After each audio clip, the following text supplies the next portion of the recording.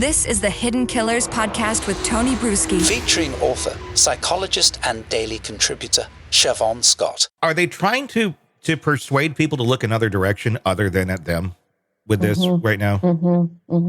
And look at how concerned we are. We're now on this crusade, but we don't personally have any responsibility here.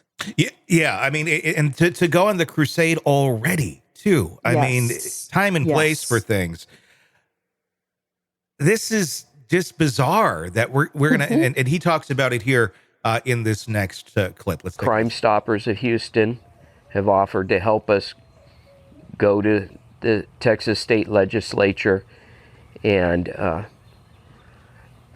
promote a bill, which we're going to call Audrii's Law, to help close that loophole. If they started out with a sexual assault and they plea bargain it down, they still should register so people know that that person has that history. And then you can make up your decision and base your actions on that.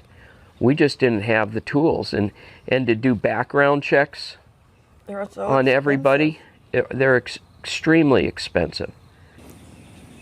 On everybody. That was an interesting statement. Background checks on everybody. Number one, they're not extremely expensive. They're not. You can do a background check for under $50 or even less. I think $1.99 with some what some you of the spent services. Screen printing those T-shirts, you could have done a background check, and you would have to have T-shirts of your dead granddaughter then, because you did the background check of everybody. We're talking about one person here. Who's everybody? Yeah.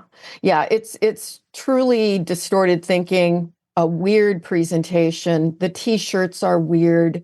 The photo display looks so staged, and it looks self-aggrandizing. Look at us. We're just wonderful people. We did all the right things. And, this is all the fault of the law, which, the law does need to be changed. But this is a very odd way to go about it. It's not the law that let them down. It's them. It was their own irresponsible, idiotic thinking that let them down. Yes. Grandma also takes no responsibility here. Let's take a look. We know there's other families doing exactly the same thing somewhere.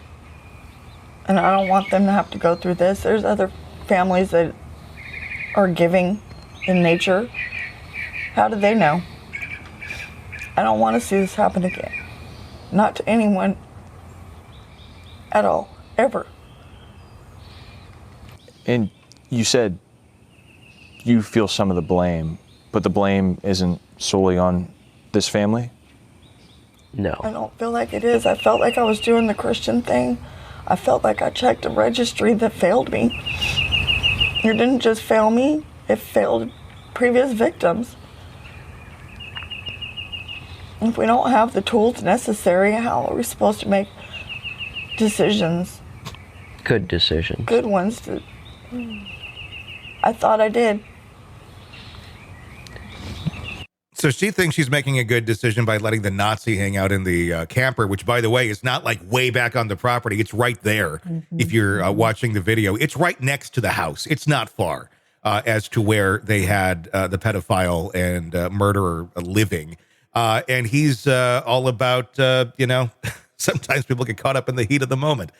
Heat of the moment. And there are other families who are taking in Nazis with little girls in the house and letting them walk her to school. It's like, somehow I don't think that that's a common thing. No, it's not. It's not at all. And I'm just curious as to how someone can rationalize this stuff in their head the way that she is. Although we have to look at the arc of the behavior. She rationalized bringing the Nazi in to begin with. So I guess it's not a far stretch if she's thinking other people are having the same problem with the local Nazis. Do this too. Yeah.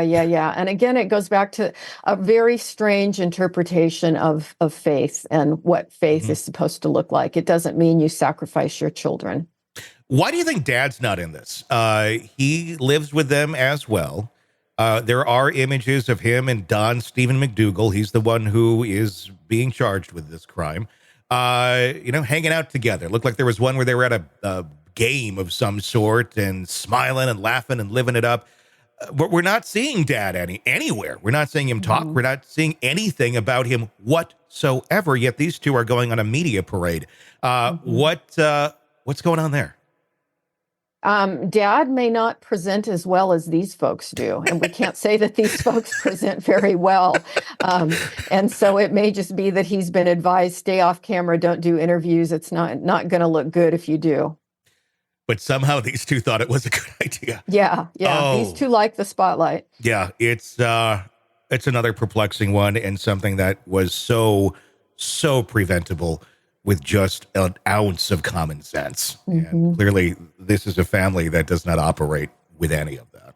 No. Sick of the ads? We are too. Start listening with no commercials now and get access to all of our episodes in advance of everyone else. Become a True Crime Today Premium Plus subscriber on Apple Podcasts. Search True Crime Today Premium Plus on Apple Podcasts or go to our podcast page and sign up now. True Crime Today Premium Plus. Sign up now.